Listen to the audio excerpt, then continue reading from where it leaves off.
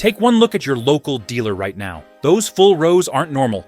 They're a warning. An avalanche of 2 million motorcycles hit all at once, and the cracks showed instantly. Prices faltered. Sellers panicked. Buyers froze. So what caused this? Did dealerships take shipments they couldn't absorb? And how deep does the price drop go from here? Because by the time you hit the final minute, you'll know exactly how to protect yourself from the next crash wave, the sudden arrival of 2 million motorcycles. No one in the industry expected the surge to hit this fast, and no rider walking past a dealer lot expected to see rows of machines stretching farther than the eye could follow. Yet, in the span of a single quarter, nearly 2 million motorcycles rolled into dealer storage across the country. They appeared without warning, filling every patch of concrete from the Midwest to the Gulf, crowding showrooms that once struggled to keep even a handful of desirable models in stock. Overnight, the rhythm of the marketplace changed. Street-side display rows doubled, then tripled, until the sight of shoulder-to-shoulder metal felt more like a county fair lineup than an American dealership.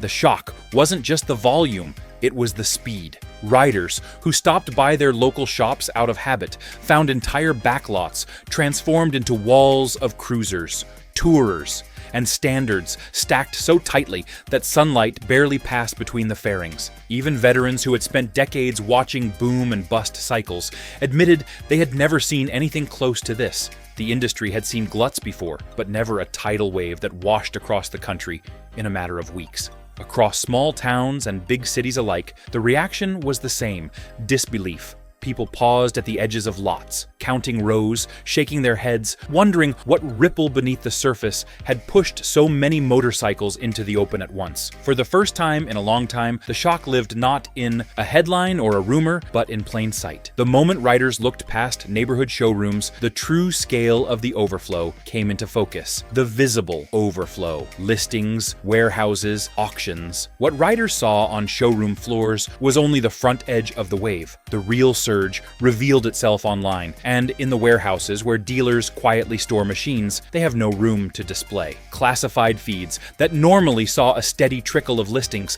suddenly multiplied into hundreds of new posts, many appearing within hours of each other. Search pages that once showed a handful of familiar bikes now stretched into screens of identical models, each one photographed from the same angles, under the same fluorescent lights. It felt less like a marketplace and more like an archive. Behind those public listings, the overflow pressed even harder. Storage yards in the central states filled row after row until forklifts moved nonstop, sliding pallets of crated motorcycles from one corner of a property to another just to make space for the next shipment. Yard workers described it as a metal migration, a constant shuffle of inventory with no destination beyond the next temporary spot of open ground. Auction houses felt the impact next. Facilities that typically planned weeks ahead scrambled to prepare overflow lanes, clearing unused sections of their floors just to manage the influx. Staff talked about the wave as if it were weather predictable in pressure, but overwhelming in force. Trailers lined up before dawn, each one carrying machines that had been offloaded from dealer storage only days before. And once the pressure reached the surface, the first cracks began to show. If you want more straight talk breakdowns the industry avoids, take a moment to like this video, subscribe for weekly updates, and share your thoughts below. Your insight helps shape future coverage and keeps real riders ahead of the stories others ignore. The first price fractures. The earliest fractures appeared quietly, almost cautiously, as if dealers hoped no one would notice. A few models that normally held firm at their posted numbers began slipping by a few $100s, then a little more. It was subtle enough that a casual shopper might have missed it, but experienced riders recognized the tremor. When a machine that had held the same value for months suddenly dipped, it was never accidental. Dealership managers adjusted tags with the kind of careful discretion reserved for early trouble. They did not make announcements. They did not hang sale banners. They simply rewrote the numbers and waited to see who reacted. But seasoned eyes caught the shift instantly. The moment one model moved lower, the ripple spread. A second unit followed, then a third. The pattern grew too consistent to ignore. Private sellers felt the hesitation even sooner. A listing that might have drawn several messages in the first day now sat unread. Potential buyers stopped responding. Conversations faded. People who once planned to upgrade postponed their decisions, sensing something unsettled in the air. Owners who needed to sell adjusted their prices downward. trying to stay ahead of the uncertainty they couldn't yet define. The source of those cracks pointed straight toward factory floors few suspected. Why production never slowed down. Inside the plants, the story looked different from the outside. Assembly lines kept moving not because demand was strong, but because halting them carried a cost many companies refused to absorb. Supplier contracts required minimum orders, and breaking those agreements meant penalties large enough to shake entire quarterly reports. Faced with the choice between building motorcycles with no buyers or paying millions to freeze a production line, many manufacturers chose to keep the machines running. Political considerations added another layer. No executive wanted to announce temporary shutdowns or layoffs during a sensitive election season. Keeping plants active meant preserving local jobs, maintaining positive headlines, and avoiding the scrutiny that always arrives when a major employer slows its output. Even when internal numbers hinted at a slowdown, the optics of shutting down were considered worse than the risks of producing more inventory. Corporate commitments to shareholders sealed the decision. Production targets had already been promised during earnings calls, and missing those numbers would invite difficult questions. So the factories pressed on, turning steel and aluminum into motorcycles with nowhere immediate to go. Workers followed schedules as usual, even as warehouses filled and trucks arrived with fewer clear destinations. Open marketplaces exposed the full force of the unfolding collapse. The hard data crash, the numbers no one can spin. Once the first shock faded and riders started digging into the reports, the truth became impossible to deny. Pricing guides across the industry recorded double-digit drops in a single season, with some regions showing declines that would have been unthinkable even a year earlier. Machines that once held their value with iron grip began slipping at a pace analysts struggled to chart. The numbers did not stutter or hint. They plunged clean and sharp, the way only hard data can when the market beneath it buckles. Sell-through timelines told a similar story. Where a popular cruiser might have moved in 10 days, the same model now sat for 30 or even 40. In several markets, touring rigs that previously never lasted more than a weekend on the floor lingered for 2 months before a serious buyer stepped forward. Trade-in values shrank just as quickly. Owners walking in with motorcycles they believed still held strong equity left the showroom stunned by valuations that had dropped thousands from what they expected. These figures were not rumors or whispers from back offices. They were printed in black and white, captured in the same data sources riders had trusted for decades. For the first time in years, the market shed its illusions and showed the kind of transparency that only comes from a sudden correction. After the data delivered its verdict, attention shifted toward which segments fell first. Segment by segment collapse. Across the industry, not every motorcycle felt the drop at the same moment. The correction moved through the market the way a cold front rolls across open country, touching each category in its own time and exposing weaknesses riders rarely noticed before. Entry-level machines were the first to stall. These were the lightweight commuters and starter cruisers that once served as affordable gateways for new riders. When the surge hit, they stopped moving almost immediately, with fewer people seeking beginner bikes. Dealers found themselves staring at rows of machines that carried slim margins even in healthy years. Midweight cruisers followed next. Weekend riders who once traded every few years suddenly held onto their machines, which left used inventories swollen and new units waiting for an audience that never arrived. Private listings multiplied overnight, filled with descriptions like barely ridden and still under warranty, each competing for attention in a market already crowded with similar offerings. Then came the touring rigs. For years, these models held their value with surprising resilience, shielded by their reputation for comfort and long-distance capability. But even that armor cracked. Riders postponed upgrades, dealerships slowed orders, and the backlog grew until even flagship models slipped from their once reliable pedestal. Beyond segment struggles, dealers faced an even tighter form of pressure. Floor plan pressure, the silent dealer bleed. Behind the polished showroom floors and carefully arranged display rows, there is a financial engine most riders never see. Dealers rarely talk about it openly, but it shapes every decision they make. Nearly every motorcycle on the floor is financed through what the industry calls a floor plan, a system that charges daily interest on every unit that has not yet sold. In good years, the system works as intended, giving dealers flexibility. In a flood year, it turns into a slow bleed. Each motorcycle carries its own ticking clock. After 90 days, the interest owed on that unit begins to chew through the margin, sometimes swallowing it entirely. When hundreds of motorcycles suddenly occupy a dealer lot at once, that clock becomes a chorus. Every day costs more than the day before, and no amount of optimism can change the math. Even a modest spike in inventory becomes a financial liability when multiplied across dozens of units. Managers feel the pressure most near the end of each month. Targets loom, interest totals rise, and every unsold machine burns through cash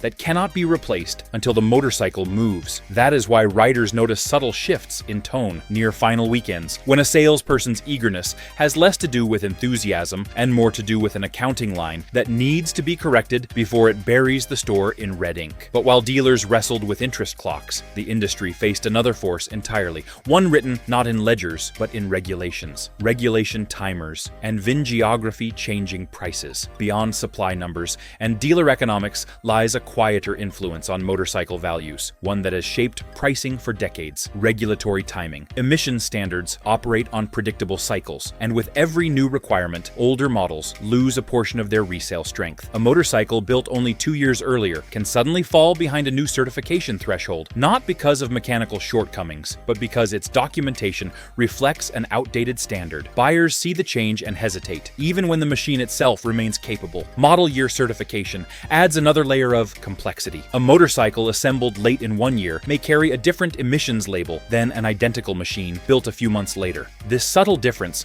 can tilt the market, especially during moments of oversupply. Riders who understand these cycles use them to negotiate, while others unknowingly absorb the cost of timing they never knew existed. Then there is the geography hidden inside the VIN. Two motorcycles of the same model and year can carry very different import costs depending on where they were assembled. A code indicating domestic production often avoids tariffs that a similar overseas unit cannot escape. Those tariffs, whether 5% or 7%, ripple into the final sticker price, shaping affordability long before the motorcycle touches American soil. With these pressures converging at once, the stage was set for the deeper fractures that would soon shake the entire industry. Auction gravity, where real prices get decided, long before the public feels a market collapse. The auction lanes feel it first. These are the places where motorcycles move without emotion, where prices are set by data, demand, and the cold rhythm of a hammer dropping. When the flood of inventory hit, the wholesale lanes buckled almost instantly. Units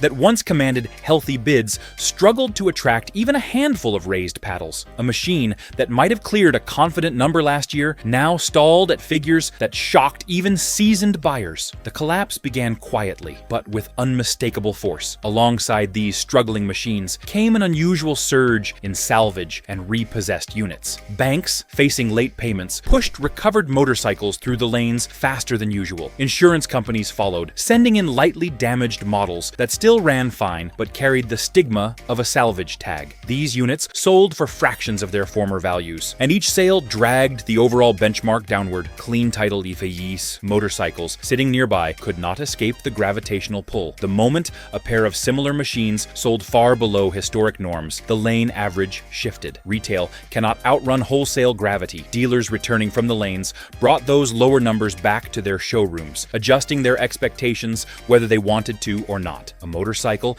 cannot retail for $16,000 when its wholesale twin just cleared $8,000. The lanes spoke, and the market listened. Wholesale pressure revealed another weakness. Prestige lost its grip. Badge prestige collapse. When heritage stops protecting value, for decades, the badge on a fuel tank carried weight far beyond its material cost. Harley signaled American endurance. BMW suggested engineering mastery. Ducati spoke to Italian fire, and Honda earned a reputation for bulletproof reliability. These names were more than brands. They were identities that shaped the way riders talked about themselves and the machines they trusted. In normal years, prestige protected resale. It acted like a shield, keeping certain motorcycles insulated from the harsher swings of the market. But when the flood hit, even heritage cracked. Riders shopping for used motorcycles stopped leading with emotion and started leading with calculators. The question shifted from which badge do you want to how far does your dollar take you? Listings filled with side-by-side comparisons, not of styling cues or brand history, but of fuel range, maintenance intervals, and long-term long-term durability. A rider who once would have paid extra for the crest of a favored manufacturer began weighing function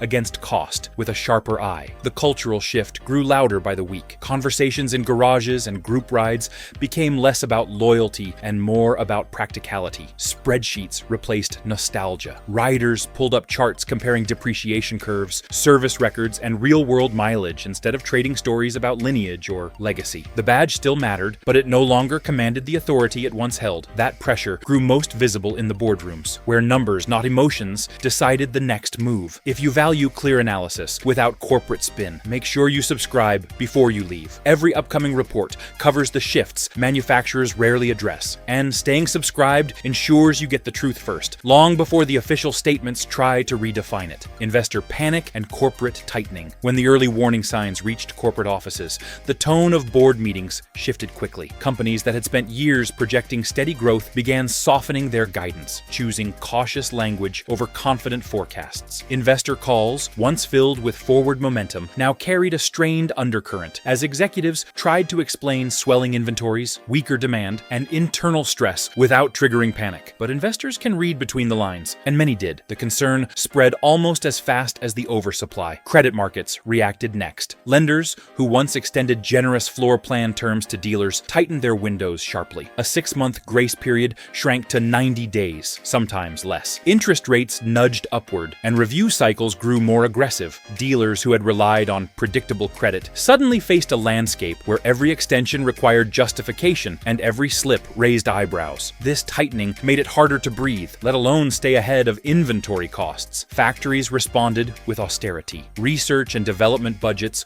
were scaled back, delaying or downsizing projects that had once been marketed as the future of riding. Marketing departments trimmed campaigns, canceled events, and shifted to digital strategies that cost far less than physical showcases. None of these moves were advertised publicly, but insiders saw the pattern forming. When a company braces itself, the cutbacks ripple through every hallway, from design studios to purchasing departments. What happened next unfolded on the factory floors and in the small towns that depend on them. Labor, fallout, and community shockwaves. The slowdown that began with data and boardroom decisions eventually reached the factory floor. Workers who had counted on overtime for years saw those hours disappear almost overnight. Second shifts were trimmed, weekend crews were canceled, and regular schedules were shortened to conserve costs. Lines that once hummed with constant motion slowed to a careful crawl. Employees felt the change immediately. Paychecks shrank, and with them, the sense of stability that had carried many families through previous cycles. The cutbacks spread beyond the plants. Towns built around motorcycle manufacturing rely heavily on the wages that flow from those facilities. When hours dropped, diners lost their morning rush. Hardware stores saw fewer weekend customers, and small bars found their Friday nights quieter. Each paycheck, reduced by a few hours, meant fewer dollars circulating through the community. Local business owners began sharing their worries with familiar faces at the counter, wondering how long the downturn would last. Families felt the strain most quietly. Plans for home repairs were postponed, vacations canceled, and savings accounts stretched thinner with each passing month. Workers with decades of experience carried the weight heavily, not only concerned about their own futures, but about what the downturn meant for a craft they had dedicated their lives to. Pride in their work remained, but uncertainty shadowed every shift. The next phase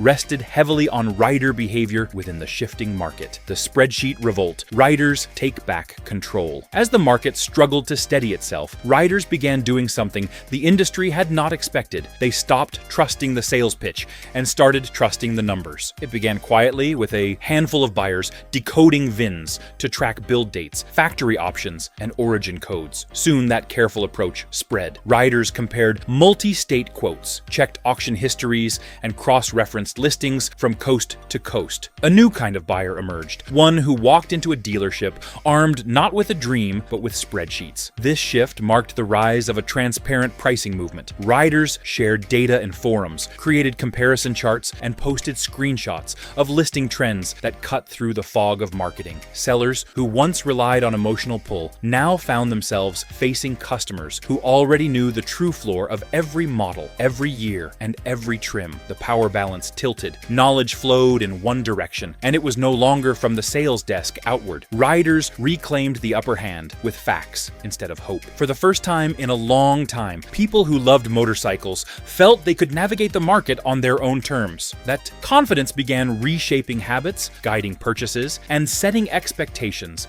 that dealerships could not ignore. The more riders learned, the more the industry felt the need to adapt. Behind closed doors, factories prepared their own response to the new reality riders were creating. Factory countermoves, strategy behind the curtain. Manufacturers understood the shift long before most riders realized how deeply the market had changed. Their response unfolded with quiet calculation, not public announcements. The first change appeared in the form of slimmed-down catalogs. Instead of sprawling lineups stuffed with overlapping models, factories trimmed the excess. Redundant trims disappeared, niche variants faded out, and the year's offerings leaned heavily toward proven platforms with predictable volumes. It was a strategic retreat designed to conserve resources without signaling panic. Pricing adjustments came next. Instead of bold promotions or loud markdowns, factories restructured MSRPs with careful subtlety. A model might reappear with a slight recalibration in its base price, or certain options might shift into bundled packages that altered perceived value while protecting margins. These moves were small enough to avoid scrutiny, but significant enough to influence dealer behavior. The industry recalibrated quietly, using the price sheet as a steering wheel. Region-based allocation emerged as factories stopped shipping motorcycles everywhere at once. They studied demand, dealer histories, and demographics, sending touring models to strong regions and limiting mid-weights elsewhere, placing each unit where it stood the best chance of moving quickly. Government voices stepped into the industry narrative forcefully. Politics grabbing the crisis, the new talking point. Once the flood of motorcycles turned into a nationwide conversation, political voices saw an opportunity. Suddenly, affordability became a talking point on campaign stages. Candidates spoke about the cost of transportation, using motorcycle prices as an example of broader economic pressure. What had begun as an industry-specific issue grew into a symbol of household strain, and that shift brought new attention, not all of it accurate. Tariff debates intensified as lawmakers questioned duties on imported models, creating confusion when identical motorcycles faced